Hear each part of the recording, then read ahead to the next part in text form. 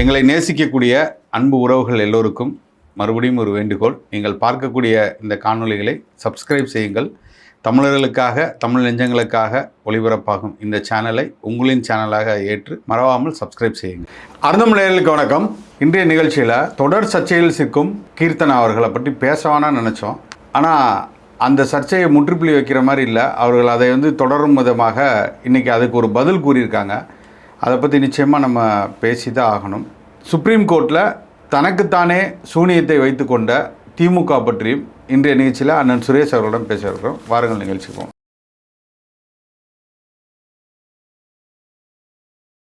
அண்ணே வணக்கம். வணக்கம். வணக்கம் சசி. வணக்கம். ஏன்னா கீர்த்தனா தொடர்ச்சியாக அவங்க விடுற மாதிரி இல்லை போலையே. ஏதாவது ஒரு சர்ச்சை நடந்துகிட்டு தான் இருக்குது. நேற்று கூட நம்ம பார்த்தோம், அந்த காணொலியெல்லாம் பார்த்துருந்தோம். அது ரொம்ப கஷ்டமாக இருந்தது. அந்த குழந்தைகள்கிட்ட அவங்க எப்படி பிஹேவ் பண்ணான்னு. முதல்ல எனக்கு என்ன தோணுச்சுன்னா, ஒரு பெண் ஒரு அமைச்சராக இருக்காங்க, ஏதோ ஃப்ளோவில் பேசுகிறாங்க, நம்ம தொடர்ச்சியாக அவங்கள பற்றி பேசணும்னு நினச்சோம். ஆனால் அவர்கள் அதை விடுற மாதிரி இல்லைன்னு நினைக்கிறேன். அதுக்கு நான் பெரிய நீண்ட விளக்கம் கொடுக்குறேன்ற மாதிரி இன்றைக்கி பதிலெலாம் போட்டிருக்காங்க. ஏதோ அவர்கள் தமிழ் வழி கல்வியில் படித்த மாதிரியும், பாருங்கள் நான்லாம் அதுலேருந்து வந்திருக்கேன், இந்த மாதிரி இடத்துல நான் அவமானப்பட்டேன், நானே போய் கற்றுக்கிறேன்னு சொல்கிறீங்க. அதுக்கப்புறம் நான் வெளியில் நான் கற்றுக்கிட்டேன்றீங்க. அப்புறம் அந்த பிள்ளைகளும் அப்படி தானே வரும். தமிழ் மொழியில் நீங்கள் தமிழில் கேள்வி கேட்டு அந்த கேள்விக்கு அது தமிழில் பதில் சொல்லலைன்னா நீங்கள் பேசியிருக்கலாம், அதில் நியாயம் இருக்குது. நீங்கள் கேட்ட கேள்வி ஆங்கிலத்தில் கேட்டுட்டு அதுவும் அந்த பொண்ணை இது இன்னும் பின்னாடி இருக்கும், லாஸ்ட் பெஞ்செலாம் இன்னும் மோசங்கிற மாதிரி பேசுகிறதா இருக்கட்டும். இப்போ இவங்கள்டையுமே நான் டைரெக்டாக ஒரு கேள்வி கேட்குறேன். அவங்களால சிம்பிளான இதுதான், அவங்க அப்பா என்ன பண்ணுறாங்கன்னா நம்ம கேட்கலாம். அதுவுமே ஆன்சர் பண்ண முடியும். சொல்லுடா, தெரிஞ்சதை சொல்லு. கேட்கறாங்க. நீங்கள் லாஸ்ட் பெஞ்சில் கேட்குறீங்க. அது ரொம்ப ரொம்ப தவறான ஒரு விஷயம். அவங்களுடைய தொகுதியில் உள்ள பள்ளிக்கூடத்துக்கு போனது தப்புன்னு சொல்ல முடியாது. ஒரு எம்எல்ஏ அவங்க அமைச்சர்ன்றதை தாண்டி கல்வி அமைச்சர் இல்லை இருந்தால் கூட, இவர் தொழில்துறை அமைச்சராக இருந்தால் கூட இவருடைய சட்டமன்ற தொகுதிக்கு உட்பட்ட ஒரு இடத்துல உள்ள பள்ளிக்கு போய் நல்லா இருக்கான்னு பார்க்குறது வைக்கிறது அதில் ஒன்றும் எந்த தவறும் இல்லை. ஆனால் அவர் நடந்து கொண்ட முறை. இன்னொன்று, நான் ரீல்ஸ் எடுத்து போடலை, என் கூட வந்த பத்திரிகையாளர்கள் போட்டதுக்கு நான் என்ன செய்ய முடியும்னு கேட்குறதுக்குல இது ஒரு அமைச்சரினுடைய பொறுப்பற்ற பதில். உங்கள் வீட்டுக்குள்ளே பத்திரிகையாளர்களை அனுமதிப்பீங்களா? அங்கே என்ன நடக்குது, அங்கே என்ன நடக்குதுன்ற இல்லை, என்ன நடக்குதுன்றதை உள்ளுக்கு எடுத்து போட முடியுமா? அப்போது நீங்கள் மாணவர்களிடம் குழந்தைகளிடம் நடந்து கொண்ட முறையும் தவறு. ஒரு மேட்டுக்குடித்தனமாக நீங்கள் அங்கே போய் நடந்துக்கிட்டீங்க. அது இல்லாமல் பத்திரிகையாளர்கள் போட்டாங்கன்னா பத்திரிகையாளர்கள் உள்ளுக்கு அழைச்சிட்டு போனது யார்? நீங்கள் திரும்பி பார்த்து பத்திரிகையாளர்கள் உள்ளுக்கு அனுமதி கிடையாதுங்க, இது பள்ளிங்க, உள்ளுக்கு மாணவர்களை சந்திக்க போகிறேன், நீங்கள் வெளியே போங்கன்னு சொல்லி தான் வெளியே போயிருக்க போகிறாங்க. அப்போ இது பெரிய விஷயம் இல்லை. நீங்கள் பத்திரிகையாளர் அழைச்சிட்டு போகாத இடமே கிடையாது. எல்லா இடத்துலையும் நீங்கள் ரீல்ஸ் போடுறதுக்கு உங்கள் டீமோடு தான் போகிறீங்க. அதை வச்சு ஒரு வைரல் ஆக்கணும்னு நினைக்கிறீங்க கண்டென்ட்டு. இது மட்டும் இல்லை, உங்கள் கட்சியை சார்ந்தவர்களே உள்ளே போய் விஜய் ஃபோட்டோ எல்லாம் நடந்துகிட்டு இருக்குது. இதுக்கு அது குறித்து பல்வேறு விமர்சனங்கள் எல்லா ஊடகங்கள்லையும் அவங்கள கடுமையாக விமர்சனம் பண்ணிட்டு இருக்காங்க. பண்ணது தவறு அப்படின்னு சொல்லி, பள்ளிக்கூடத்துக்கு போகக்கூடாது அப்படின்னு சொல்லி. நீங்கள் என்ன செஞ்சுருக்கணும்? இவ்வளோ தூரம் விமர்சனம் வந்த அப்புறம் ஒரே வார்த்தை அதுக்கு முற்றுப்புள்ளி வைக்கணும்னு நினச்சிங்கன்னா தவறு. நான் ஒரு ஆர்வ மிகுதியால் குழந்தைகிட்ட போய் பேசுகிறேன், பத்திரிகையாளர்களை அனுமதிச்சிருக்கக்கூடாது.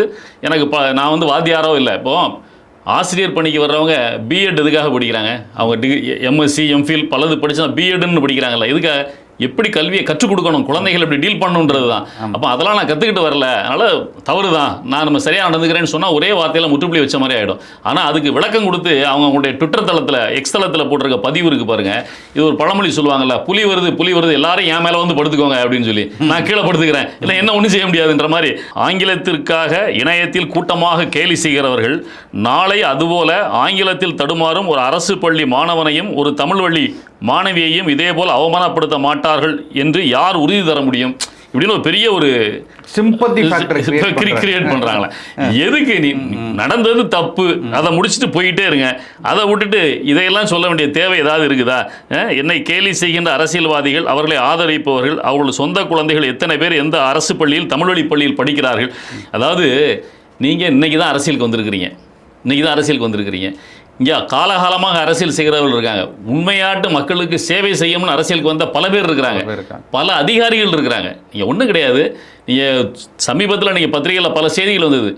நெல்லை மாவட்டத்தில் அதனுடைய கலெக்டராக இருந்த ஷில்பா பிரபாகர் ஐஏஎஸ் அவங்க தன்னுடைய குழந்தையை அங்குள்ள அரசு பள்ளியில் சேர்த்து படிக்க வைக்கிறதாகட்டும், ஆனந்தகுமார் ஈரோடு கலெக்டர் தன்னுடைய குழந்தையை அங்குள்ள அரசு பள்ளியில் சேர்த்து படிக்க வைத்தது, லலிதான்ற டிசி, ரொம்ப முக்கியமாக அவர் வந்து உணவு முதற்கொண்டு அங்கே இருக்கிற அங்கன்வாடி, அதாவது கலெக்டர் அனந்தகுமாரனுடைய வீட்டில் வேலை செய்கிற ஓட்டுநர் வந்து அவர் கொடுத்த இன்டர்வியூலாம் வந்து பத்திரிகையில் வெளியிருந்தது.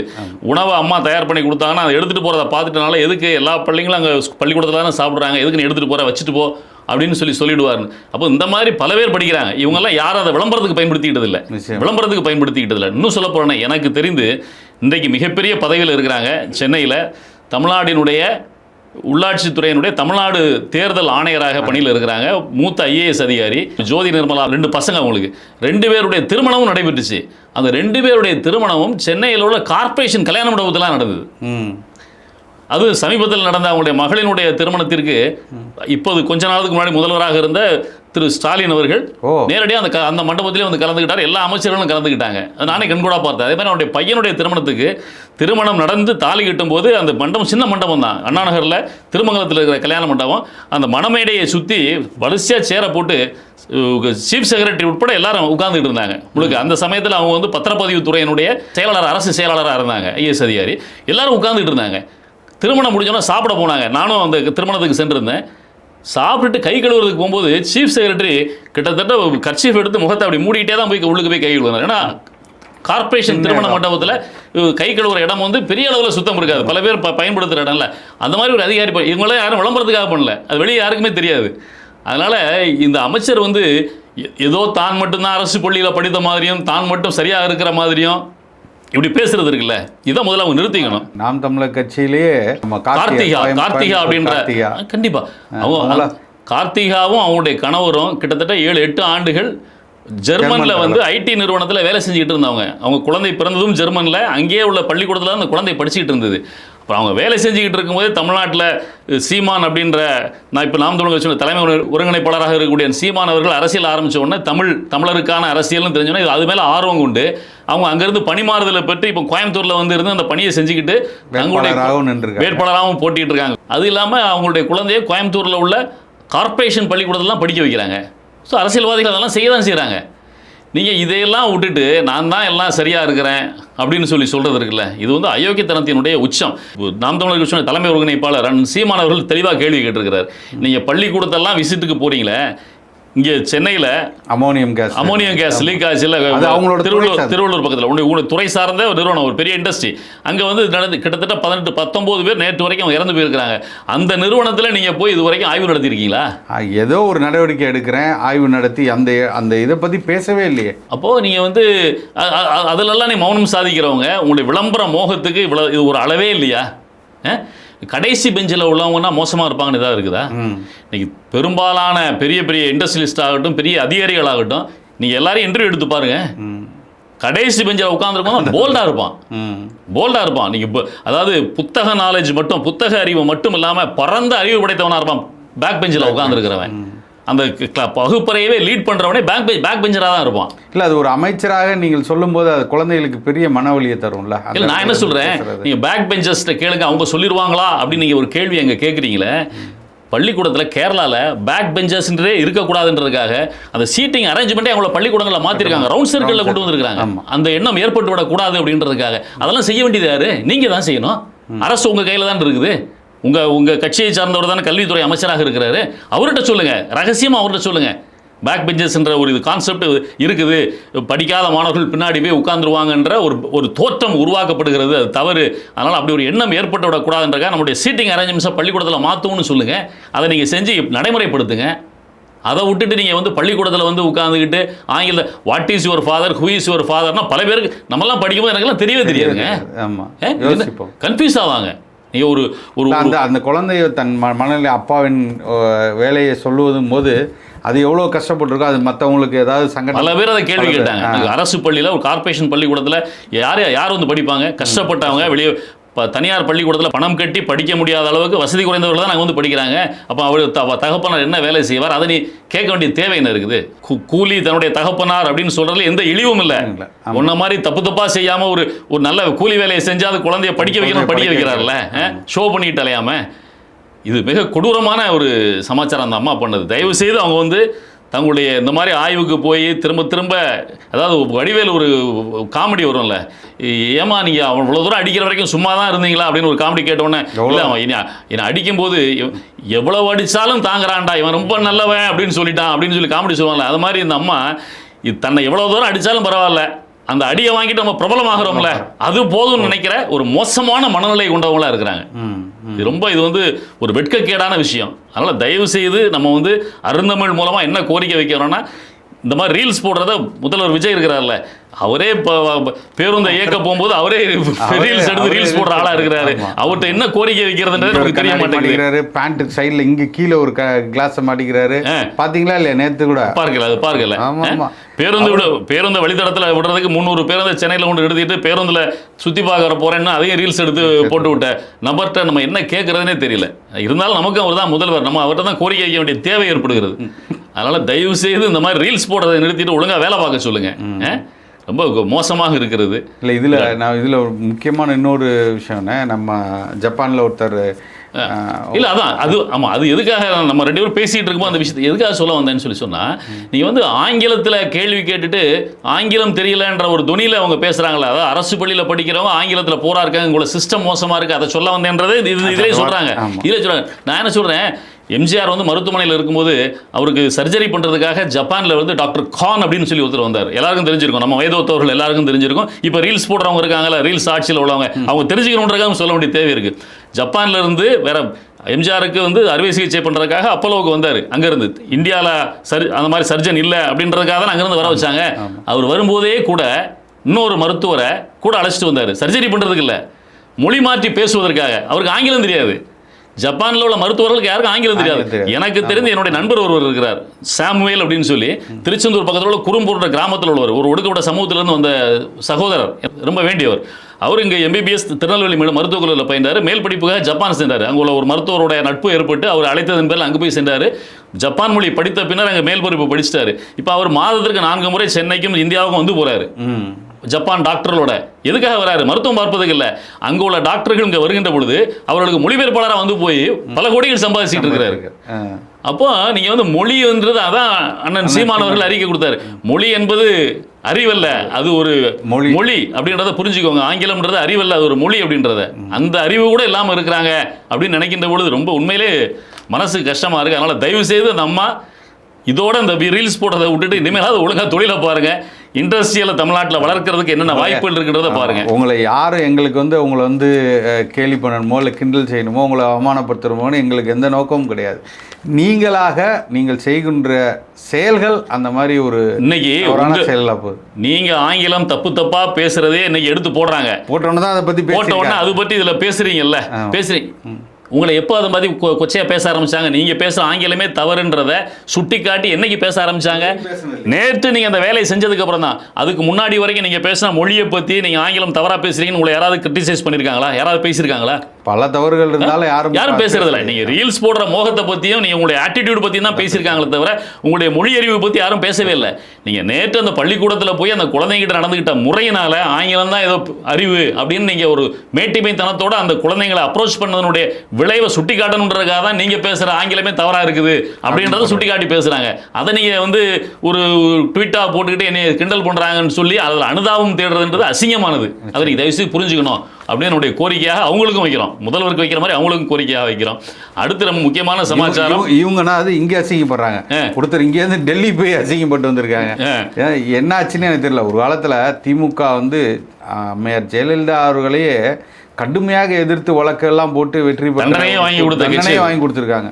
டான்சி வழக்குலையும் சரி எல்லாத்துலேயும் சரி ஒவ்வொருத்தரையும் அந்த வழக்கறிஞர் குழு அவ்வளோ வீரியம் மிக்க ஒரு குழுவாக இருந்த குழு இன்னைக்கு எல்லாத்துலேயும் இப்போ அடி வாங்கிக்கிட்டே இருக்காங்களே. அதுக்கு முதற் காரணம் அதனுடைய பின் இது என்ன அப்படின்னு சொல்லி சொன்னால், இன்றைக்கி அங்கே வழக்கறிஞராகவும் ராஜ்யசபா எம்பியாகவும் இருக்கிற வில்சன் வந்து எங்கள் கீழே விழுந்தா கூட எங்கள் மீசையில் மண் ஓட்டலை அப்படின்ற மாதிரி உச்சநீதிமன்றம் வந்து நாங்கள் போட்ட வழக்கை திரும்ப பெற்றுக்கொள்ள அனுமதிச்சிருக்கேன், நாங்கள் திரும்ப பெற்றுக்கொள்கிறோம்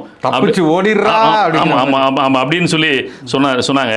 இது வந்து இன்னொரு இது என்னன்னா, அந்த வழக்கை விசாரித்தவர் தமிழ்நாட்டிலிருந்து சென்ற உச்சநீதிமன்ற நீதிபதியாக இருக்கக்கூடிய KV விஸ்வநாதன், அப்புறம் இன்னொரு ஜட்ஜி அலோக் ஆர்தே அப்படின்ற 2 பேரும் அதை விசாரிச்சிருக்கிறாங்க. இது என்ன அப்படின்னு சொல்லி சொன்னால், அவங்க சொன்னது ஒரே ஒரு விஷயம்தான், முதல்வராக இருக்கிறவர் நீங்கள் அங்கே போகக்கூடாதுன்னு சொல்கிறீங்க, நீங்கள் வந்து அவர் அந்த வழக்கில் அக்யூஸ்டாக இருந்தார் அப்படின்னு சொல்லி சொன்னால் நீங்கள் சொல்கிறதுல நியாயம் இருக்குது. அவர் அக்யூஸ்ட் இல்லையா அதில்? அப்படி இருக்கும்போது அவர் அதுக்கு போகக்கூடாது, அவர் போய் அந்த சாட்சிகளை சரிப்படுத்திடுவாருன்னு சொல்கிறதுல என்ன நியாயம் இருக்குது? அதனால் இந்த வழக்கை நான் டிஸ்மிஸ் பண்ணட்டுமா, இல்லை நீங்கள் என்ன பண்ணுறீங்க அப்படின்னு கேட்ட பிறகு தான் இல்லை நாங்கள் வித்ரா பண்ணிக்கிறோம். ஆனால் ஆதவ அர்ஜுனா பேசின சமாச்சாரத்தை பொறுத்தளவில் அதில் வந்து நீதிமன்ற அவமதிப்பு இருக்குது அப்படின்னு இவங்க சொன்னோன்னா அது நீங்கள் தனியாக வழக்கு போட்டுக்கோங்க. ஆனால் நீதிமன்ற அவமதிப்பு வழக்கு போடுறதுன்றது இவர் எளிதாக உடனடியாக எடுத்துக்க மாட்டாங்க. அது நோட்டீஸ் கொடுத்து அதுக்கப்புறமா அதுக்கு விளக்கம் கேட்டு அதுக்கப்புறம் அவங்க வழக்கு தொடக்கணும், அதுக்கு நாளாகும். ஸோ அந்த 10ஆம் தேதி முதல்வர் போகிறத இது எந்த விதமான பாதிப்பும் ஏற்படுத்தாது. ஆனால் இதில் என்ன பிரச்சனை அப்படின்னு சொல்லி சொன்னால், திமுக வந்து அந்த சம்பவம் கரூர் சம்பவம் நடக்கும் பொழுது, ஏன்னா ஒரு வழக்கறிஞராக சட்ட ரீதியாக அதில் என்ன சிக்கல் இருக்குன்றதை நம்ம சொல்ல வேண்டிய தேவை இருக்குது. இது வந்து அந்த சமயத்தில் அந்த சம்பவம் கரூர் சம்பவம் நடக்கின்ற பொழுது திமுக செய்த தவறுனால இன்னைக்கு வந்து அவங்க சுப்ரீம் கோர்ட்டுக்கு போனதில் அவங்களுக்கு மிகப்பெரிய பின்னடைவு ஏற்பட்டுச்சு. நான் ஒரே ஒரு உதாரணத்துக்காக ஒன்று சொல்கிறேன். இன்றைக்கி வந்து ஹிந்து பத்திரிகையில் ஒரு செய்தி வந்திருக்குது. என்னென்னா, man held after minor son causes fatal accident road accident அப்படின்னு. தன்னுடைய பையன் பைக்கை தனக்கு தெரியாமல் எடுத்துகிட்டு போய் ரோட்டில் ஆக்சிடென்ட் பண்ணிடுறான், ஒரு மணியர் இறந்து போகிறார். அப்போ அந்த வாகனம் உங்களுடைய வாகனம், அதை கவனக்குறைவாக வைத்திருந்து உங்கள் பையன் ஓட்டிகிட்டு போய் அந்த விபத்து ஏற்படுவதற்கு காரணமானது நீங்கள் தான் சொல்லி தந்தை மீது வழக்கு பதிவு செய்திருக்கிறார்கள்ன்றது தான். இதுதான் நீங்கள் கரூர் விவகாரத்தில் திமுக செஞ்சுருக்கணும். ஏன்னா இங்கேருந்து எத்தனை மணிக்கு அவர் அங்கே வர்றதாக சொன்னார், அவர் எத்தனை மணிக்கு வீட்டில் இருந்து கிளம்புனார், ஏர்போர்ட்டுக்கு போனார், எல்லாமே வீடியோக்களில் இப்போ வலைதளங்களில் இல்லை மெயின் ஸ்ட்ரீம் மீடியாவிலே லைவாக ஓடிக்கிட்டு இருந்தது. அப்போ இவர் தாமதமாக வந்ததுனால தான் அவ்வளோ நேரம் கூட்டம் நிற்பதற்கான தேவை ஏற்பட்டுச்சு. அந்த விபத்து நின்னதுக்கு காரணமும் அவரை பார்க்க வந்ததுதான். அப்போ அதுல அவரு குற்றவாளி தான் உண்மையிலேயே. ஆனா திமுக என்னன்னா, அந்த சமயத்துல இவர் மேல வழக்கு போட்டா அந்த அனுதாபம் அவருக்கு சாதகமாக மாறி அவர் வெற்றி பெற்று விடுவாரோன்னு பயந்தாங்கல்ல. அரசியல்ல பயந்தா முடிஞ்சு போச்சு. இதுல அண்ணன் சீமான் அவர்கள் நீங்க பாத்தீங்கன்னா திருச்சி ஏர்போர்ட்டுக்கு வந்து இறங்கும் போது அண்ணன் சீமான் அவர்கள் ஏர்போர்ட்ல வந்து இறங்குறாங்க. அதுக்கும் அந்த நடக்க போற சம்பவமுக்கும் நடந்த சம்பவங்களுக்கும் அண்ணனுக்கும் சம்பந்தம் கிடையாது. அங்கு 2 கட்சிகளுக்குள்ள நடந்த இதுல வந்து சேர்த்துட்டாங்க, அண்ணனையும் சேர்த்தாங்க. அப்ப தொடர்ச்சியாக அண்ணன் அவர் இவருக்காக காத்திருந்தவர்கள் இது வந்து வைகேரியஸ் லைபிலிட்டின்னு சொல்லுவாங்க. நீ அந்த தவறை செய்யல, ஆனா நீங்க சரியான நேரத்துக்கு வந்திருந்தீங்கன்னா தவறை தடுத்திருக்க முடியும். நீங்க தாமதமா வந்ததுனாலதான் அந்த தவறு நடப்பதற்கான வாய்ப்பு ஏற்பட்டுச்சுன்ற போது வைகேரியஸ் லைபிலிட்டி அவங்களையும் வழக்கு போடுவாங்க. அந்த மாதிரி திமுக அன்னைக்கு தைரியமாக வழக்கு போட்டிருந்தா அவர் அக்யூஸ்ட் அப்படின்ற எண்ணத்தில் இருந்திருப்பாரு. இப்ப சிபிஐக்கு போயிருந்தா கூட அந்த எஃப்ஐஆர் தாங்க போயிருக்க போகுது. அப்போ இன்னைக்கு சுப்ரீம் கோர்ட்ல போய் வழக்கு போடும்போது அவர் குற்றவாளியாக குற்றஞ்சாட்டப்பட்டிருக்கிறாரு, அவர் அங்க போய் சாட்சிகளை சரி பண்ணிடக்கூடாதுன்னு கேட்க முடியும். ஆனா அன்னைக்கு நீங்க செஞ்ச தவறு இன்னைக்கு உங்க மூஞ்சில சுப்ரீம் கோர்ட்ல கரிய பூசிட்டு வந்து நிக்கிறீங்க. இல்ல இன்னொன்று மோசமானது என்னன்னா, நீங்க ஆதவ அர்ஜுனா கூட சேர்க்கலன்னு நினைக்கிறாரு. யாருமே சேர்க்கல. யாருமே அந்த மாவட்ட செயலாளர் மதியழகன் மட்டும்தான் மதியழகன் வழக்கு போட்டதோட சரி, மற்றும் பலரும் போட்டு முட்டையா விட்டாங்க. விசாரணை பாதியில் இருக்கும்போதே சிபிஐனுடைய என்கொயரிக்கு அங்கே மாற்றப்பட்டு விட்டது. அப்போ கலைஞர் கருணாநிதி இருந்தா வழக்கு தைரியமாக போட்டிருப்பாரு. ஆனால் தவறுனா ஏன் ஒருத்தன் தப்பு செய்கிறான்னா அந்த தப்பு செய்கிறான்ற மேலே வழக்கு போட்டதுனால அவனுக்கு அனுதாபம் கிடைக்கும் நீங்கள் யோசித்து நீங்கள் செய்கிறது வந்து சரியா? அதுவே தவறு இல்லை, அதுவே பெரிய தவறு. ஒரு குற்றவாளியை குற்றத்தில் சேர்க்காமல் விட்டது நீங்கள் செஞ்ச தப்பு தானே. அப்போ உங்களுடைய லாபத்துக்காக அந்த அவன் மீது வழக்கு தொடுக்கப்பட்டால் அந்த அனுதாபம் வாக்குகளாக மாறி உங்களுக்கு தோல்வி ஏற்பட்டு விடுவோம்னு பயம் இருக்குல்ல. அப்போ உங்களுடைய சுய லாபத்துக்காக தான் அந்த வழக்கில் அவரை சேர்க்காம விட்டீங்க.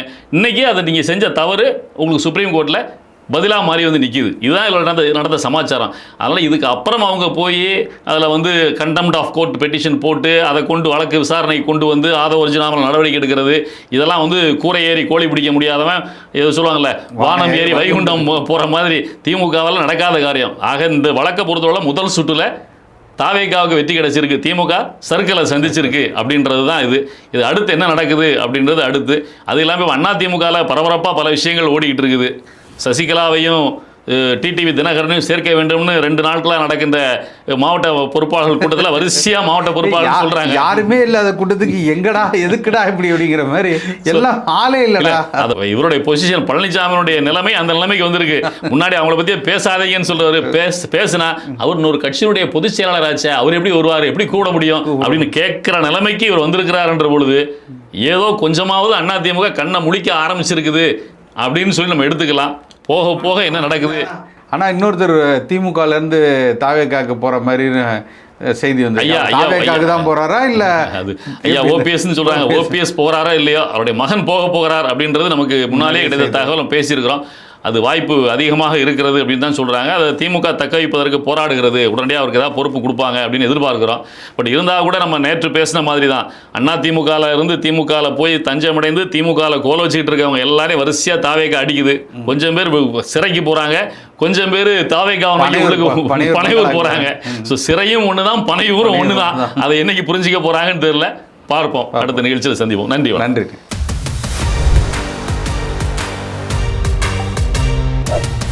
அருந்தமிழ் எங்கள் உயிருக்கு நேர்.